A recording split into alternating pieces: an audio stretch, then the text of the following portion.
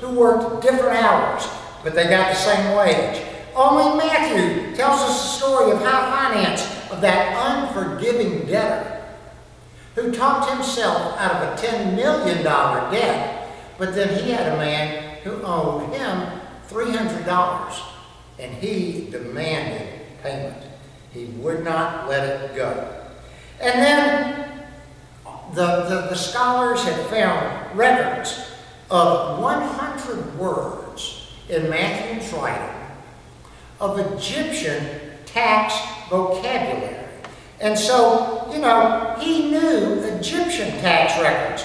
The author of Matthew has to be a taxman's taxman because he had that vocabulary. Where else would one expect the story of the man who said these words, "Is it lawful to pay a tax unto Caesar, or is it not?"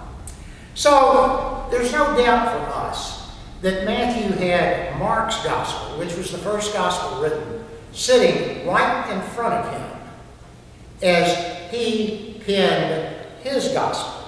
And for that matter, so did Luke, because Luke's gospel, if you look at it, 95% of what he says you will find in Mark. Anyway, but Matthew made lengthy additions of his own. And you know why? Because he had been with Jesus. Luke had not. He had first-hand experience. He was there. He saw. He heard. And when Matthew heard the call to follow Christ, he got up and he followed him. But like I said, he didn't leave everything behind. He took his pen and he took his ink with him. And how lucky, how very lucky we are that he did, for the church learned its Lord's Prayer from Matthew. The church learned about the Sermon on the Mount from Matthew. Matthew gives us the fullest form of the Beatitudes, as well as many things that we all find precious in the story of Christ's heart. He gives us so much material that Mark never knew about.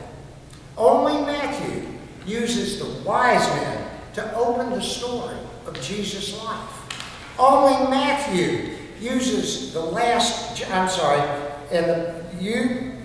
men to open the story of Jesus' life, and only Matthew gives us the parable of the Last Judgment to bring it to a close. That old tax collector, and Matthew was old, put meat on Mark's skeleton outline of Jesus' life. And he gave us hundreds of little details which we take for granted. And when you compare the Gospels, those little details are unique only to Matthew.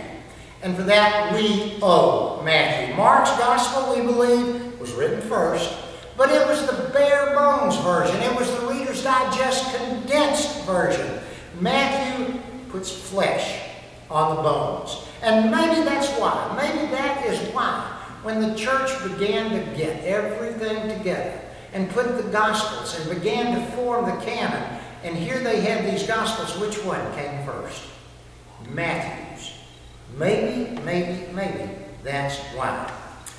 And then finally, we got to look at the fact that Matthew's call is the only individual call that Jesus made. The rest were to groups. They were plurals.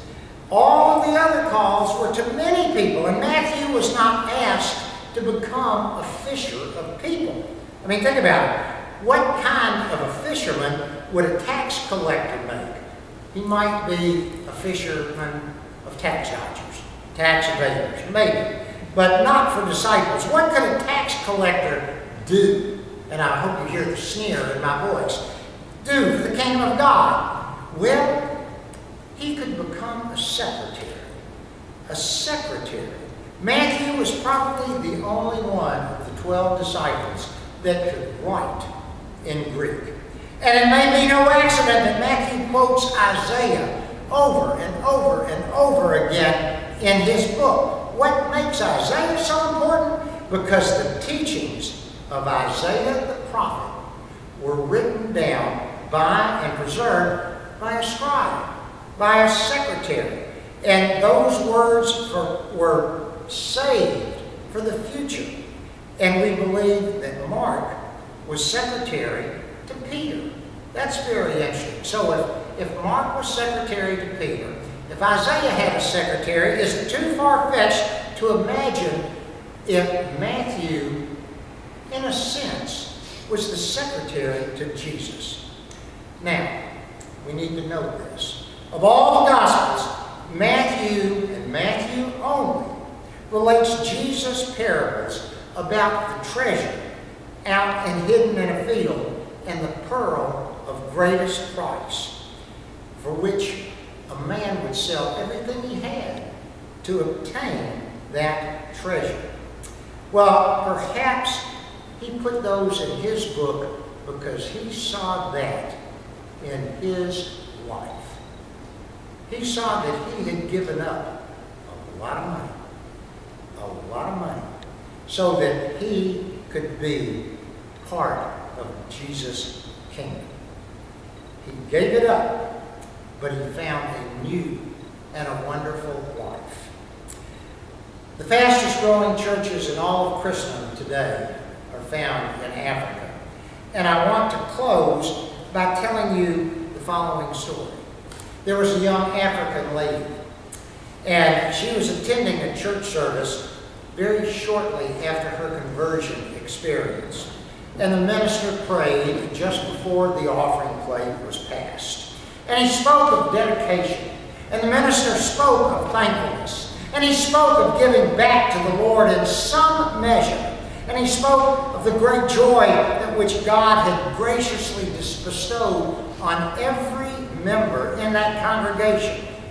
And then the plate was passed. And that young woman had nothing to give. No money, no earthly belongings, no nothing. Yet she knew how richly blessed she had been with a new life, a life of joy, a life of peace with Jesus Christ. And so as the plate came down the road and drew near to her, it finally got there. And she took it from the person sitting next to her, and she silently set it down on the floor. And she silently stood up, and then she moved over one half step, and she stood in that plate. And I think if you think about that story, there's nothing else to be said. Certainly not by me. But I want to give you a caveat. There's an old hymn that many of you all know, and it goes back through every church that I've ever served in. And the name of that hymn is "Give of Your Best to the Master." And if you look at the title of my message this morning, it's "Give of Yourself to the Master." And I stole that title and changed one word from best to yourself. That's what that woman in that worship service did. She gave of herself to the Master. That's what Matthew did. That's what all of the disciples did. That's what the members of the early church did. And that's what members in traditional churches that wear a robe, or contemporary churches that wear a t-shirt and a blazer. That's what we are to do. God is calling to us, give of yourself to the Master. Figuratively, we need to stand in the offering plate. In the name of the Father, and of the Son, and of the Holy Spirit.